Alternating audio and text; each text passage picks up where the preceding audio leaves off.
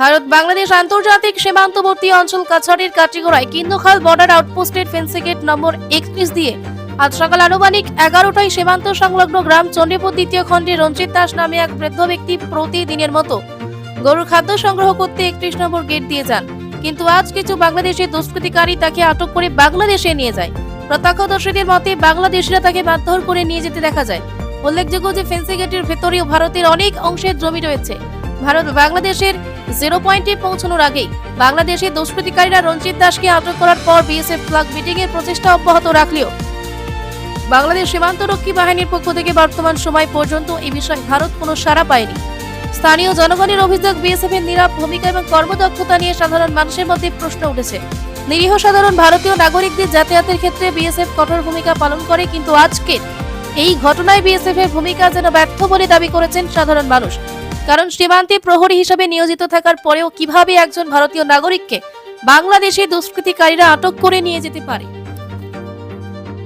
হাল চাষও গেছিল মানে ইয়েটা পরিষ্কার করার লাগি, সামনে তো সাইল ক্ষেতর ইয়ে আছে সারা যাওয়ার লাগি, হঠাৎ বাংলাদেশের 7-8 জন লোক আইয়া তানে অ্যাটাক করিয়া তানে লইয়া গেছে কি তাই চেষ্টা করছেন তান যে দা যেটা দা দিয়া চাইছেন তারা প্রোটেকশন করতা, কিন্তু বয়স্ক মানুষ টাকায় কোনো কিছু করছেন না, যারা জবরদস্তি লইয়া গেছে গিয়া 6 জন মানুষ আইয়া। এখন 11টা তাকিয়া এখন বাজে 3টা, এখন পর্যন্ত আমরা কোনো সুরাও নাই। বিএসএফ এ আমরা তারা বিডিপি আমরা যারা মেম্বার আছি, পঞ্চায়েত প্রতিনিধি, জেলা পরিষদ সবে আমরা কোঅপারেট করলাম, তারা আমরা লোকে দুর্ব্যবহার করেন, কিন্তু আমরা লোকে দুর্ব্যবহার করেন, কিন্তু এখন পর্যন্ত কোনো সুরা দিতে পারছে না। এখানেও তারা আমরা গাইলা বিএসএফ। তো আমরা বিনম্রভাবে অনুরোধ করলাম যে আমরা যে ভারতের নাগরিক আজকে ওই মানুষটারে 11টার সময় নিচে এখন পর্যন্ত কোনো সমাধান পাইছি না আমরা।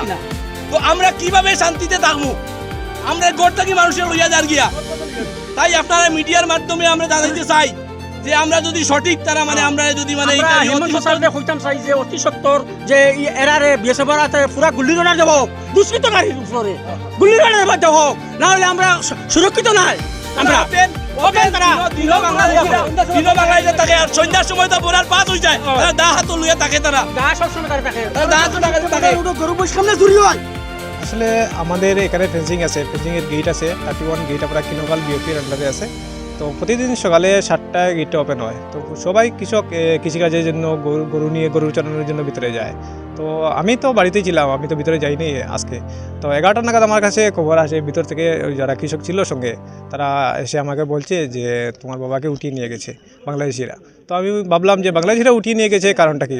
তো আমি সঙ্গে সঙ্গে বাড়ি থেকে বেরিয়ে আসলাম গেটের পাশে, এসে সন্ত্রীকে জিজ্ঞেস করলাম যে ওরকম বাবা ভিতরে ছিল, তো বাবাকে উঠিয়ে নিয়ে গেছে বাংলাদেশিরা, আপনি জানেন নাকি? আপনি জানেন কি? কাকে জিজ্ঞেস করেছিলেন? ও সন্ত্রীকে। তো সেন্ট্রি মানে কারা? সন্ত্রী যে গেটে যে পাহারাদার থাকে ওনাকে সেন্ট্রি বলে।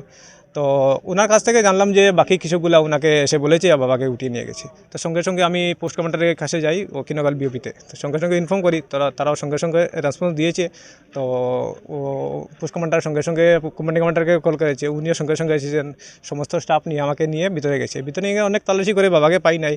তো তারা বাংলাদেশের বিডিআরকে কল করেছে, মেসেজ করেছে ফ্ল্যাগ মিটিংয়ের জন্য। অনেকক্ষণ আমি সঙ্গে ছিলাম, 1 ঘন্টা নাগাদ অপেক্ষা করার পরে বিডিআরের তরফ থেকে কোনো রেসপন্স না পেয়ে ও আমাদের যে ভারতের যে সেনা ছিল তারা স্পিডবোট নিয়ে নদীর ওই পারে চলে যায়।